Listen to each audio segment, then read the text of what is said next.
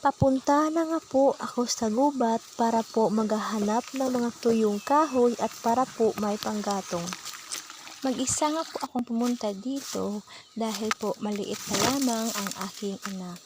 Dahil nga po hindi ko pa pwedeng isama ang aking anak, pinabantayan ko muna siya sa aking mama. Ito na nga po, inuumpisahan ko na po ang paghahanap ng mga tuyong kahoy at para po makaipon ng marami.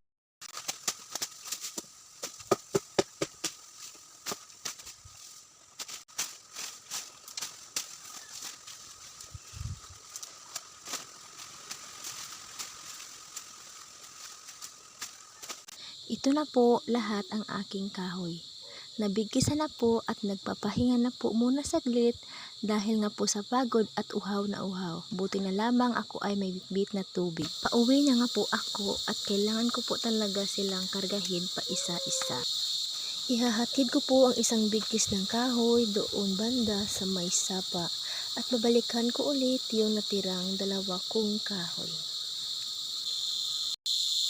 Hindi naman kalakihan ang bigkis ng aking kahoy pero ramdam ko po ang bigat nito dahil nga po ito ay basa pa.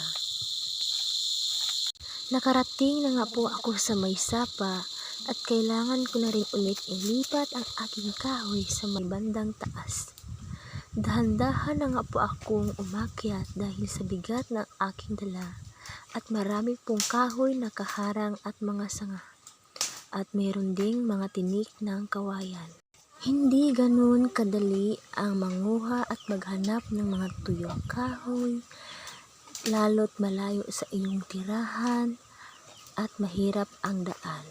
Ramdam ko man ang pagod at bigat nito, pero kailangan maiuwi ko sa aming tirahan ang mga nakuha kong tuyong kahoy para po may panggatong.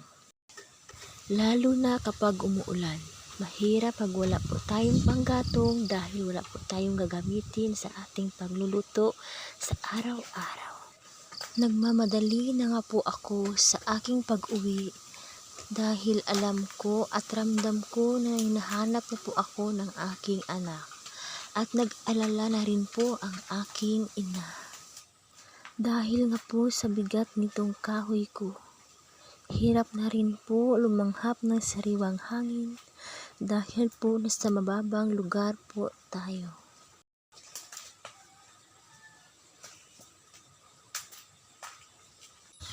At ito na po lahat ang aking mga kahoy.